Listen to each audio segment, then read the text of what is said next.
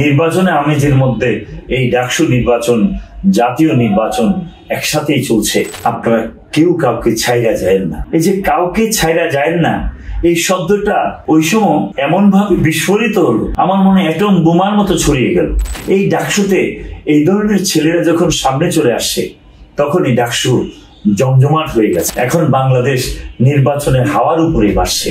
ডাকসু নির্বাচনেও আপনি দেখেন, এই নির্বাচনের আলোচনা হয়েছে, এতে করে ছাত্র ছাত্রীর মধ্যে যে উন্মাদনা সৃষ্টি হয়েছে। আর বিশেষ করে ডাকসু নির্বাচনটা একটা জাতির জন্য, একটা শিক্ষিত জাতি গড়ার জন্য একটা বিশাল ভূমিকা রাখে। 1990 আমার কাছে যেটা মনে হয়েছে যে সেই সময় ডাকসুতে যে নির্বাচন হয়েছে, এই নির্বাচনের মধ্য দিয়ে ওই সময় দেশে একটা আন্দোলন চলছিল। সেই সময় স্বৈরাচার এরশাদের বিরুদ্ধে আন্দোলন হয়েছিল। সেলিম, দেলোয়ার, দীপালি সাহারা রক্ত দিয়েছিল। সেই রক্ত থেকে বাঁচার জন্যে তখন মানুষ, ডাকসু যখন ইলেকশন হলো, সেই স্বৈরাচারের বিরুদ্ধে যে ছাত্র নেতৃত্ব দিয়েছিল, সেই সময়ের মানুষগুলা তাদেরকে ভোট দিয়ে ডাকসু নির্বাচিত করে, এই নির্বাচিত হওয়ার মধ্যে দিয়েই সেই সময়কার সরকারের সবচেয়ে বেশি জনপ্রিয়তা হ্রাস পেয়েছিল এবং তাকে পদত্যাগ করতে হয়েছে। সুতরাং ডাকসু একটা বিশাল ভূমিকা নেয়। এই ছাত্র সংসদ নির্বাচনও চলে আসছে, নির্বাচন দিয়েছে, মানুষ খুশি হয়েছে।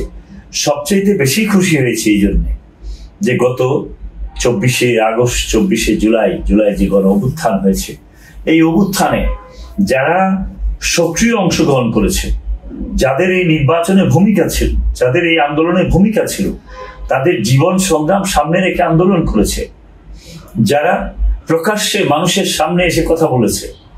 একজন ছাত্র, তার সবসময় তারুণ্য তাকে কাজ করে, তাকে সবসময় মনে হয় সে বিপ্লবী, তার মধ্যে সবসময় মনে হয় অন্যায়ের প্রতিবাদ করা। এই কাজগুলো যারা করেছে, আজকে দেখেন তাদেরকে যখন ডাকসুতে মনোনয়ন দেওয়া হয়েছে, মানুষ কত খুশি হচ্ছে। বিশেষ করে আমি 2-4 জনের কথা না বললেই তো নয়। আমি জাতীয়তাবাদী ছাত্র দলের একটা ছেলেকে ভিপি ঘোষণা করেছে। ছেলেটার নামটা আমার মেমোরিতে আসতেছে না, সত্যি আদি দূর কিংবা এই টাইপের না। তো আমি আসলে নামে তাকে চিনি না।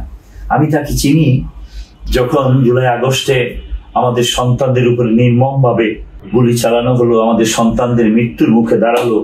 17 বছর যে আন্দোলনটা তারেক রহমানের নেতৃত্বে এগিয়ে গেল, ফিনিশিং পর্যায়ে যখন ছাত্ররা নামলো, তখন একটা ছেলে হঠাৎ করে চাংখার পুলের মূলে ঢাকা বিশ্ববিদ্যালয়ের পাদদেশে দাঁড়িয়ে ও বলতে থাকলো হাজারো ছাত্র জনতার সামনে যে আপনারা কেউ কাউকে ছাইরা যায় না। এই যে কাউকে ছাইরা যায় না, এই শব্দটা ওই সময় এমন ভাবে বিস্ফোরিত হলো, আমার মনে অ্যাটম বোমার মতো ছড়িয়ে গেল এবং মানুষ এত উদ্বেলিত হলো। তার এই একটা কথার মধ্য দিয়ে একটা মানুষ রাস্তা থেকে সরল না। সেই জায়গাতে দাঁড়িয়ে আমার কাছে মনে হয়েছে 4-5 জন ছেলে তাৎক্ষণিকভাবে শহীদ হয়েছে। সেখানে মিছিল হয়েছে, স্লোগান হয়েছে এবং তাদের রক্ত দেখে সেই সময় মানুষ সেই রাজপথে নেমে হাসিনার মতো ফ্যাসিস্টের বিরুদ্ধে আন্দোলন করেছে। এই ডাকসুতে এই ধরনের ছেলেরা যখন সামনে চলে আসছে, তখন এই ডাকসু জমজমাট হয়ে গেছে, প্রাণবন্ত হয়ে গেছে এবং ছাত্র ছাত্রীরা তাকিয়ে আছে তাদের দিকে। আপনি দেখেন সেই অভ্যুত্থানে নেতৃত্ব দিয়েছিল একটা মেয়ে, সম্ভবত তার নাম উমামা ফাতেমা। এই ভদ্র মহিলাও যখন ডাকসুতে ঘোষণা করেছে, তার জন্য ছাত্র ছাত্রীরা মোটামুটি উম্মাদ।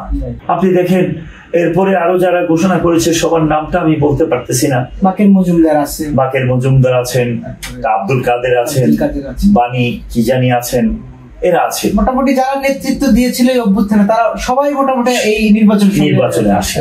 এখন ছাত্র ছাত্রীরা কাদেরকে এগিয়ে রাখতেছেন? যাদের ভূমিকা যত বেশি তাদেরকেই ছাত্র ছাত্রীরা চাচ্ছেন এবং বাংলার মানুষ ওদের দিকে তাকিয়ে আছেন। তাই আমি বলি যে আপনি সততার সাথে যদি রাজনীতি করেন, তাহলে আপনি অবশ্যই এগিয়ে যাবেন। এই জন্য আমি বলি, আপনি যে প্রশ্নটা করেছেন, নির্বাচনে আমেজের মধ্যে এই ডাকসু নির্বাচন, জাতীয় নির্বাচন একসাথেই চলছে। সুতরাং এখন বাংলাদেশ নির্বাচনের হাওয়ার উপরে বাসছে।